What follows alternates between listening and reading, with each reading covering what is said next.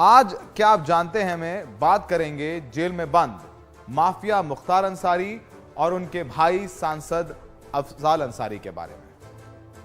मुख्तार अंसारी की तस्वीर आप देख रहे हैं। मुख्तार अंसारी और उनके सांसद भाई अफजाल अंसारी को गैंगस्टर एक्ट मामले में दोषी करार दिया गया है। आप तस्वीरों में देखिए, एक तरफ मुख्तार नजर आएंगे और आप तो एक तरफ अफजाल नजर आएंगे। अफजाल की ये तस्वीरें आज की हैं जब वो कोर्ट पहुंचे थे। कोर्ट ने मुख्तार अंसारी को 10 साल की और अफजाल अंसारी को 4 साल की सजा सुनाई है। तो अब अफजाल जेल में थे, अब अफजाल को जेल जाना पड़ेगा। मुख्तार पहले से ही जेल में थे। 4 साल की सजा हुई तो अब बेल भी उनकी हाईकोर्ट से होगा। उनको अब ऊपरी अदालत जाना पड़ेगा राहत के लिए। और 4 साल की सजा हुई तो राहुल गांधी की तरह लोकसभा सदस्यता इनकी भी जाएगी। इस पे अब कोई शक नहीं होना चाहिए। यूपी के बहुचर्चित कृष्णानंद राय हत्याकांड और व्यापारी नंद किशोर रुंगटा अपहरण के बाद मुख्तार और अफजाल पर गैंगस्टर एक्ट में केस दर्ज किया गया था। यानी अब गाजीपुर से सांसद अफजाल अंसारी की लोकसभा सदस्यता जाएगी और पुलिस ने उन्हें गिरफ्तार भी कर लिया है। वो इस वक्त जेल में। आइए सुनते हैं कि उनके वकील क्या कह रहे हैं। मुख्तार पे 10 साल की सजा बताया गया है कि 10 साल की सजा न्यायालय द्वारा दी गई है। 5 लाख रुपया जुर्माना भी है। हाँ, ऐसी समाचार। अब वो कहानी जिसने पूरे पूर्वांचल को हिलाकर रख दिया था, जिस हत्याकांड की चर्चा आज भी चारों तरफ होती है। दिन था 29 नवंबर 2005। गाजीपुर जिले के मोहम्मदाबाद से बीजेपी विधायक, जिनकी तस्वीरें आप देख रहे हैं, इनका नाम कृष्णानंद राय। कृष्णानंद राय सहित 7 लोगों की गोलियों से भूनकर हत्या कर दी गई।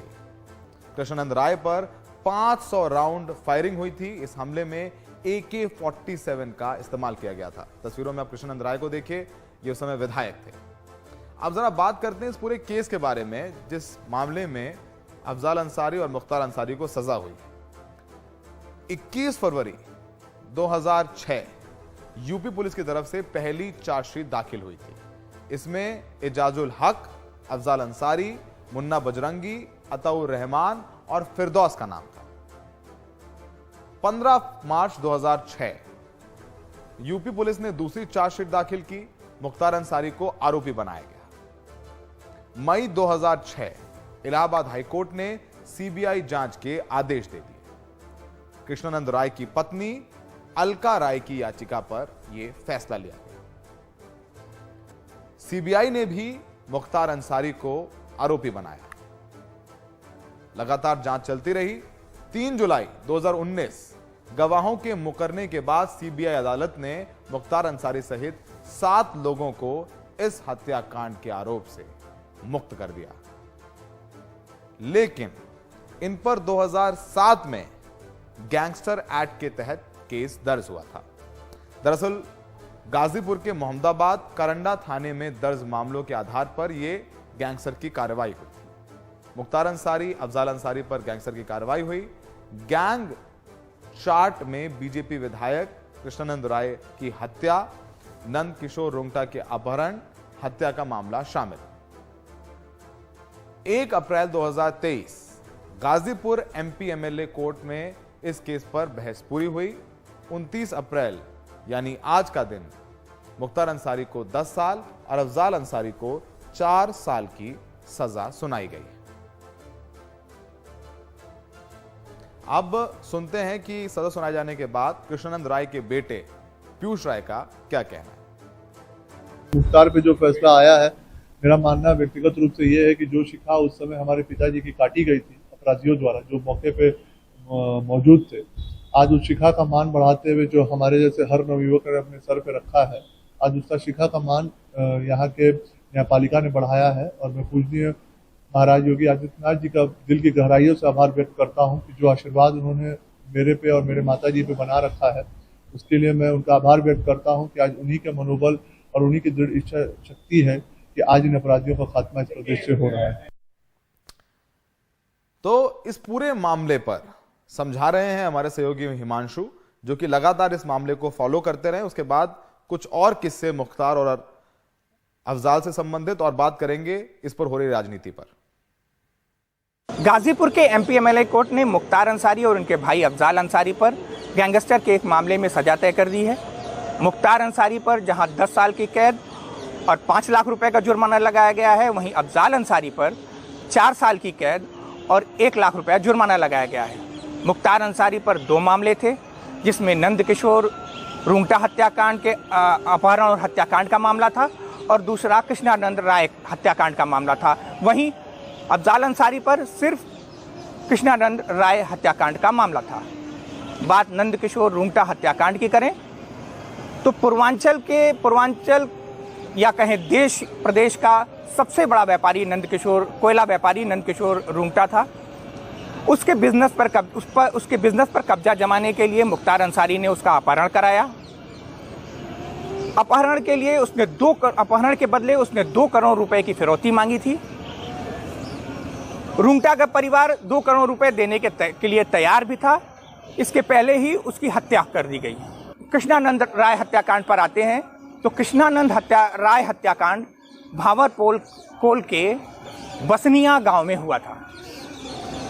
इस हत्याकांड के सबसे खास बात यह थी कि पहली बार पूर्वांचल के इतिहास में AK-47 तड़तड़ाई थी। 500 से अधिक राउंड गोलियां चली थी। 7 लोग मारे गए थे। कृष्णानंद राय और मुख्तार अंसारी के अदावत के पीछे की कहानी भी है। ये कहानी ये है कि ब्रजेश सिंह उस समय तक पूर्वांचल में और प्रदेश में जराइम का एक बड़ा नाम हो चुके थे और कृष्णानंद राय उनका काम देखते थे। इसके पहले मुख्तार अंसारी के भाई अफजाल अंसारी को कृष्णानंद राय ने विधानसभा चुनाव में हरा भी दिया था। ये दोनों वजहें मिलकर कृष्णानंद राय को मुख्तार अंसारी का सबसे बड़ा दुश्मन बना देती है और इसी के चलते ये हत्याकांड हुआ। गाजीपुर से सुनील सिंह के साथ हिमांशु शर्मा, NDTV इंडिया। तो आपने कृष्णानंद राय हत्याकांड के बारे में सुना, हमने उस बारे में समझाया भी। AK-47 का इस्तेमाल हुआ। आखिर ये मुख्तार अंसारी कौन है जिसे आज सजा सुनाई गई है? उस पर पहले भी कई मामले दर्ज रहे। 80 के दशक में छोटे मोटे ठेके लेने से शुरुआत की। 1988 में एक हत्या के बाद अपराध जगत में मुख्तार अंसारी उतरा। एक ठेकेदार का शव मिला, एक कांस्टेबल की हत्या हुई। मुख्तार अंसारी ने अपना गैंग बना लिया। 1990 से 2005 तक माफिया ब्रजेश सिंह से उनकी ठनी रही। मुख्तार और ब्रजेश सिंह के बीच गैंग वॉर चलता रहा। मंडी, शराब, कोयले के सरकारी ठेके लेने को लेकर वो एक दूसरे से भिड़ते रहे। 1991 में मुख्तार अंसारी गिरफ्तार किया गया। 2 पुलिसकर्मियों को मारकर फरार होने का उन पर यह आरोप लगा था। 1991 में कांग्रेस नेता अजय राय के भाई अवधेश राय की हत्या हुई। 15 दिसंबर 2022 को दोषी साबित और मुख्तार को 10 साल की सजा। राजनीति और अपराध दोनों में मुख्तार अंसारी का दबदबा रहा। उस पर कई मुकदमे दर्ज हुए और वो चुनाव भी जीतता रहा। 60 से ज्यादा आपराधिक मामलों में मुख्तार अंसारी आरोपी। हत्या, अवैध वसूली, जमीन पर कब्जे जैसे गंभीर आरोप। गैंगस्टर एक्ट के तहत यूपी की बांदा जेल में मुख्तार अंसारी बंद है। 15 दिसंबर 2022 को एक केस में 10 साल की सजा हुई। हमने बताया कांग्रेस नेता अजय राय के भाई अवधेश राय की हत्या का दोषी करार दिया गया था। सितंबर 2022 में जेलर पर हमले के केस में 7 साल की सजा हुई। मुख्तार अंसारी 5 बार विधायक रह चुका है। 15 साल से ज्यादा समय जेल में काट चुका है। 1996, 2002, 2007, 2012, 2017 में उसने विधानसभा चुनाव जीता। आखिर के 3 विधानसभा चुनाव में उसने जेल में रह करके जीत हासिल करी है। अब मुख्तार अंसारी और अफजाल अंसारी को लेकर के उत्तर प्रदेश की राजनीति कैसे आगे बढ़ेगी, इस पर बात करने के लिए हमारे साथ वरिष्ठ पत्रकार राजकिशोर हैं, जिन्होंने राजनीति देश की समझी और उत्तर प्रदेश में रहकर काम भी किया है। राजकिशोर जी, बहुत बहुत शुक्रिया हमारे साथ जुड़ने के लिए। तो अब आप समझ ही गए होंगे कि मुख्तार को अब सजा, पहले से ही वो जेल में था, अब उसके भाई को भी जेल में भेज दे दिया गया है। तो अब ये बताइए कि आगे इस पर आप कैसे देख रहे हैं कि राजनीति क्या रुख लेगी? मुख्तार अंसारी उत्तर प्रदेश की राजनीति में अब क्या नया लेकर के आएगा? क्योंकि मुख्तार अंसारी को लेकर के सीएम योगी हो, केशव मौर्य हो, लगातार बयान देते रहते हैं। देखिए सौरभ, चूंकि उत्तर प्रदेश आप बहुत करीब से देख रहे हैं और सब जानते हैं, लेकिन एक बात समझनी होगी आपने। एक बहुत ही पुरानी घटना जिसका जिक्र किया, जिस मसले पर, कृष्णानंद राय की हत्या के मसले पर उनका मुख्तार अंसारी को सजा हुई है, ये मसला एक ऐसा मसला था जिसके बाद पूरी तरीके से मुख्तार अंसारी का उत्तर प्रदेश, खासतौर से पूर्वांचल की राजनीति पे पूरी तरीके से वर्चस्व हो गया था। ये जो राजनीति की काली दुनिया है, राजनीति का अंडरवर्ल्ड है, इसमें कभी मुख्तार अंसारी, ब्रजेश सिंह, अतीक, अभी और तमाम लोग, अभी जैसे धनंजय सिंह, ये सब लोग बाहर है। इस पर हम नहीं जाते, उसका सवाल मुख्तार पर है। लेकिन ये आप समझ लीजिए कि योगी आदित्यनाथ की अगर व्यक्तिगत अदावत किसी माफिया से थी, वैसे तो अपराधियों के प्रति योगी आदित्यनाथ का रुख बहुत ज्यादा सख्त रहा है और ये बार बार दिखाई पड़ता रहा, और ये संदेश देने में भी कभी कोई कोताही नहीं बरती गई। लेकिन ये आपको बता दूं कि ये एक तरीके से मुख्तार अंसारी और योगी आदित्यनाथ जब वो मठ में होते थे, सांसद होते थे, तो उस समय पूर्वांचल की राजनीति की एक सबसे बड़ी विशेषता कहें या दुर्भाग्य ये कहें कि वहां पर बाहुबल राजनीति का एक ऐसा अहम हिस्सा है कि जिस तरीके से बुंदेलखंड में आल्हा और उदल के किस्से गाए जाते हैं, वैसे ब्रजेश सिंह, मुख्तार अंसारी और आप तमाम लोगों के नाम ले लीजिए, तो पब्लिक भी उनके साथ कनेक्ट करती है। ये आंकड़े आपको साफ साफ बताने के लिए पर्याप्त है कि 15 साल से जो व्यक्ति जेल में है, उसके बाद भी वो जेल से रहकर पूरा अपना साम्राज्य चला, उसका एक फोन पूरी तरीके से राजनीति में और क्षेत्र में हलचल पैदा कर देता था। तो योगी आदित्यनाथ ने अब एक चीज बिल्कुल स्पष्ट कर दी है, और ये मुख्यमंत्री वो सिर्फ नाम के नहीं है, बल्कि जो एक एक करके अपराधियों के जो सरपरस्त थे, जो माफिया थे, उनको पूरी तरीके से ठिकाने लगाने का काम मैंने कर दिया। ये अब योगी आदित्यनाथ और उनके समर्थक ज्यादा हम ठोक कर कहेंगे। और खासतौर से मुख्तार अंसारी के मसले में ये कहा जा रहा था कि पहले आपको याद होगा कि कैप्टन अमरिंदर से उनकी करीबी थी, क्योंकि राइफल क्लब की मेंबरशिप होने के नाते, और पूरा परिवार निशानेबाज है। कैप्टन अमरिंदर के भी राष्ट्रीय शौक थे, तो उस वजह से जो उन लोगों की दोस्ती हुई थी, उस वजह से वो पंजाब की जेल में होते थे। वो एक अलग बात है कि कैप्टन अमरिंदर भी अब आज की तारीख में भारतीय जनता पार्टी में आ चुके हैं। लेकिन मैंने कहा ना कि राजनीति में मतभेद लोग भूल सकते हैं, लेकिन जो व्यक्तिगत अदावत होती वो नहीं भूलते। मुख्तार अंसारी का बहुत ही कुख्यात इतिहास है, आपने खुद ही जो आंकड़े आप बताए हैं। तो अब इसके बाद कुल मिलाकर उत्तर प्रदेश में अभी अतीक की जिन भी परिस्थितियों में हत्या हो गई, उसके बाद अब मुख्तार की जिस तरीके से सजा हो गई, और अफजल उनके जो भाई हैं उनको भी 4 साल की सजा हो गई, मतलब उनकी भी सदस्यता जाएगी। और राजनीति में कोई ना कोई अपराधियों को सरपरस्त चाहिए होता था राजनीति। ब्रजेश सिंह के सरपरस्त होते थे कृष्णानंद राय, उसी तरीके से अफजल अंसारी उनके भाई थे। तो कुल मिला के जब अफजल अंसारी हारे तो कृष्णानंद राय की हत्या कहा जाता है कि उस हार का सबक सिखाने के लिए की गई थी। तो बहुत सी कहानियां हैं, लेकिन ये एक बात तय है कि उत्तर प्रदेश की राजनीति में योगी आदित्यनाथ का वर्चस्व है। वो जो चाहेंगे वो करेंगे।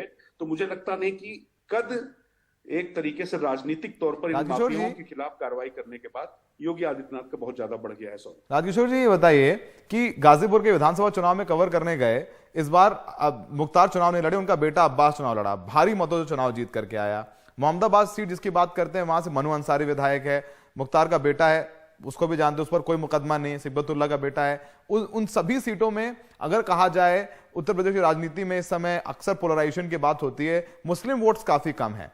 तो जो अंसारी परिवार है उसका आम लोगों में भी कुछ लोग भय के लिए, लेकिन जो कवर करके लगा कि नहीं, जिस थोड़ा सपोर्ट भी है, अच्छा खासा सपोर्ट है गांव में, चाहे वो भूमियार हो, ठाकुरों में भी, दूसरी जातियों में भी, राजभर हैं, जो शेड्यूल कास्ट के लोग हैं, उनमें सपोर्ट है इस फैमिली का। तो राजनीतिक तौर पर आपको लगता है कि पूर्वांचल में मुख्तार पर जो ये कार्रवाई हो रही है, बीजेपी तो कह ही रही है कि उसके विधायक कह रहे हैं निकाय चुनाव में कि देखिए हमने अतीक को ऊपर पहुंचा दिया, अशरफ को ऊपर पहुंचा दिया, हम गुंडों का सर्वनाश कर देंगे। बीजेपी इस पिच पर हावी है, बैटिंग कर रही है, तो राजनीतिक तौर पर लाभ कैसे लेगी बीजेपी इसका, सीधा सवाल है।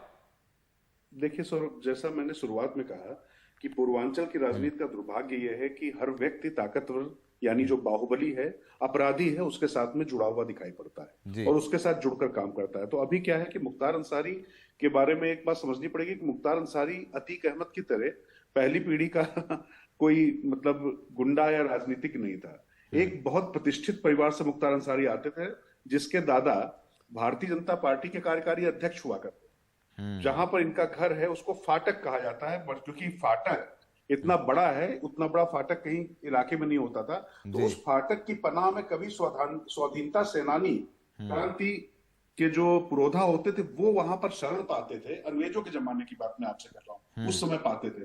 तो इस तरीके का वो परिवार रहा। लेकिन जिस परिवार ने उपराष्ट्रपति दिया हो, जिस परिवार ने तमाम जज दिए हो, उस परिवार में इस तरीके का एक व्यक्ति निकलेगा, कभी सोचना भी बड़ा मुश्किल था। लेकिन आप देखिए कि ये जो सारे जो उनके परिवार की जो पूरी विरासत थी, जो उनका पूरा नाम था, वो एक नाम के आगे, मुख्तार के आगे पूरी तरीके से धूमिल पड़ गया। ये भी आप सोचिए कि राजनीति का और अपराध का किस तरीके का वर्चस्व होता है कि वो जो तमाम अच्छे काम, जो अच्छे लोग थे, वो पीछे चले गए।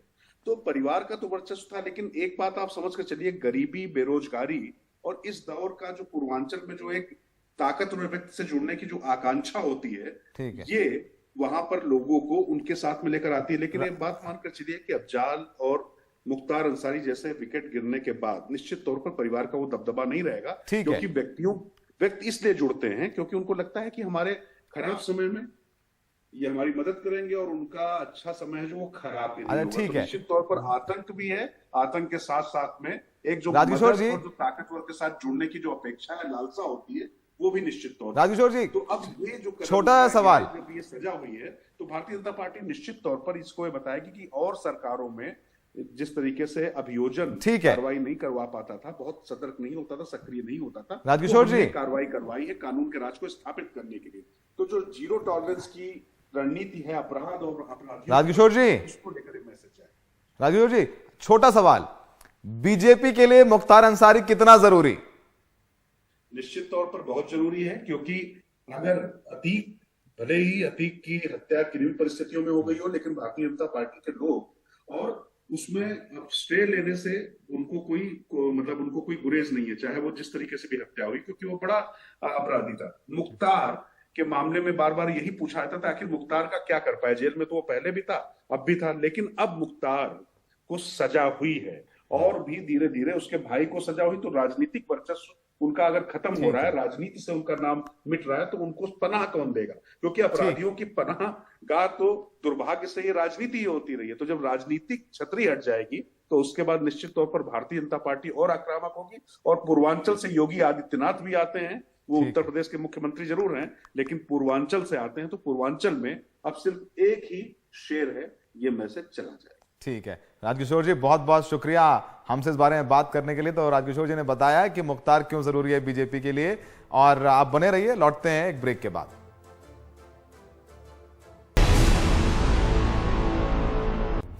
ब्रेक के बाद आपका स्वागत है। मुख्तार अंसारी, अफजाल अंसारी बात कर रहे थे, मुख्तार जेल में है और अब अफजाल अंसारी भी आज 4 साल की सजा मिलने के बाद जेल में पहुंच गए हैं। मुख्तार का बेटा अब्बास अंसारी जो इस बार विधायक बना, वो भी जेल में है। तो परिवार के 3 राजनेता वो जेल में हैं। उनका मुख्तार का बेटा मनु अंसारी विधायक है। अब देखना होगा कि आगे लोकसभा चुनाव में गाजीपुर जो कि परंपरागत सीट रही है इस परिवार की, उससे कौन चुनाव लड़ता है और 2024 में मुख्तार अंसारी का मुद्दा पूर्वांचल में कितना और बड़ा रहता है, किसको फायदा होता है, किसको नुकसान होता है। आज के लिए क्या आप जानते हैं, मैं बस इतना ही।